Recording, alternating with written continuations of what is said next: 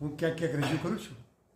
તો કેટલાક મિત્રો પૂછે છે કે આમાં શું આવે, એટલે મારે એક વાત કરવાની કે ગંગા સતી અને પાનબાઈના સંબંધની સમાજના ઘણા વર્ગને ખબર નથી કે ગંગા સતીને તો 2 દીકરી હતી એટલે પુત્ર વધુ ન હોય તો પાનબાઈ કોણ, એની વાત આમાં કરીએ છીએ કે પાનબાઈની દાસી હતી.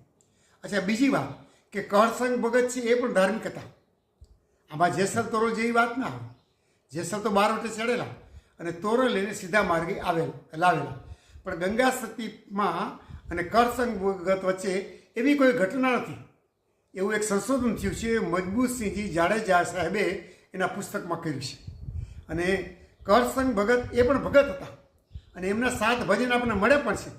એટલે આ બેયનું પતિ પત્ની તરીકેનું આખું એક ધાર્મિક અને સુદ્રઢ જીવન. અને ગંગા સતી હતા પાલીતાણાથી 35 કિલોમીટર દૂર રાજપરામાં, અને કરસંગ ભગત છે એ રાજકોટથી ઢસાની બાજુમાં સમઢિયાળા, અને ત્યાં પરણીને આવ્યા. એટલે સમઢિયાળામાં આજે ભવ્ય એમનું મંદિર છે, અને જે વાડીમાં એ ભક્તિ અને ભજન કરતા એ બધું સુંદર એક મજાનું સ્થાનક છે.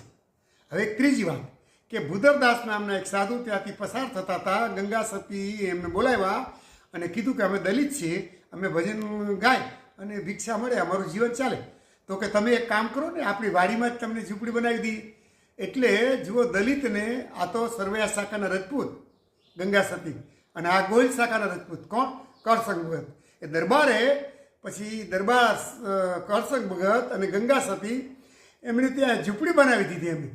અને ગંગા સતી જે ભજન બોલતા એ ભજન ભૂદરદાસજી લખી લેતા. એના આધારે આપણને આજે ગંગા સતીના સાહિત્યમાંથી 52 ભજન મળે છે પાનબાઈને સંબોધીને કહે.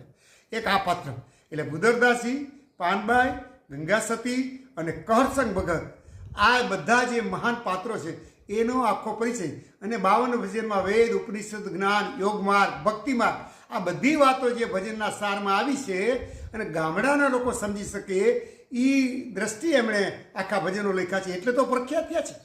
એટલે તમે જુઓ, જે ઊંડાણવાળા ભજનો હોય, સામાન્ય જનતા સમજી ન શકે એ ભજનો સમાજમાં બહુ પ્રસિદ્ધ ન થતા, પણ ગંગા સતીના ભજન બહુ પ્રસિદ્ધ થયા છે. એટલે હું 1-2 કલાક જે ગંગા સતી પાનબાઈની જીવન કથાની વાત કરું છું એમાં આટલી વિગત આવે છે. આભાર.